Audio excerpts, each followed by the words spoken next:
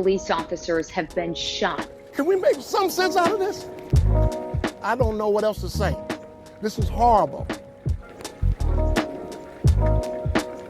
We're living in a world where there's not a lot of peace. But do we want peace? Is peace more than the absence of conflict?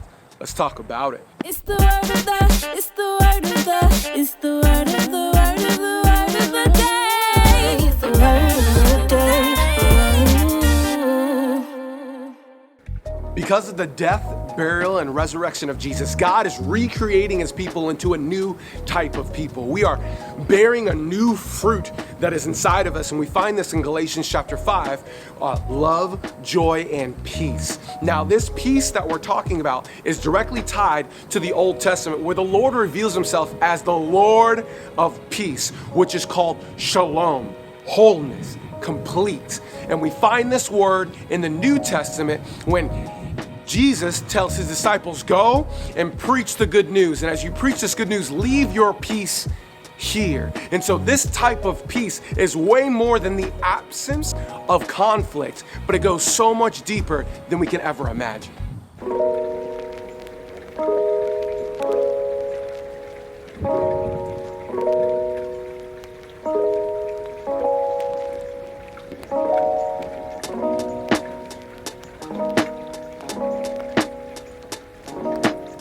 We're going to go two sections here. We're going to go vertically and horizontal. First and foremost, when we're going to the definition of peace, it is wholeness and complete. So what Jesus does is that he restores that which was broken. Let's go to Ephesians chapter 2, verse 14. For he himself is our peace, who has made us both one and has broken down in the flesh the dividing wall of hostility. That is him laying down his life for humanity. And he lived the life that we should have lived. And he died a brutal death on the cross that we should die, but we didn't. And he died and rose again to eternal life at the right hand of God to restore our relationship that was broken between God and man. And so now that he's restored this, we have this direct connection to the Father, that we are now complete and whole, not based on our own merits, not based on what we have done or what kind of language we have or what kind of church attendance we have, but rather it's the finished work of Jesus Christ, taking what was broken and restoring it and making it whole. God has made us completely whole through Jesus Christ.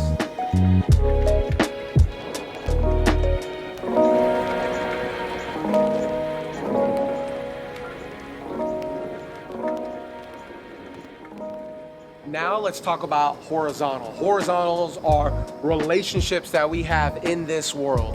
So let's remind ourselves here that peace is restoring that which was broken. And now we are here to restore relationships that are broken and in this world. And woe, is it a job. The Bible tells us to strive, to pursue, to search for peace. It's laboring, working with people, talking with people, not talking at people, and yet pursuing peace in all aspects of our life as we deal with our family members, as we deal with our community. And with this divisive time in this season that we're in, we are called to pursue peace at all costs. When we look at Jesus and what he's done in the Garden of Gethsemane, he said, not my will, Lord, but your will be done. And what did he do? He got up, he got spat on, he got pushed around, he got hit, he got whipped, he got nailed to a cross. The question is, Christian, are you willing to pursue peace at the sake of your own comfort? Are you willing to say, I'm gonna strive for peace, I'm gonna seek out peace with my neighbor and with my nation and those that are around my circle, because that's what Jesus did for me, and so I'm going to do that for my neighbor. And that's the word of the day. Thanks for watching. I'd love to go more in depth in this conversation. You can check more of that in our podcast.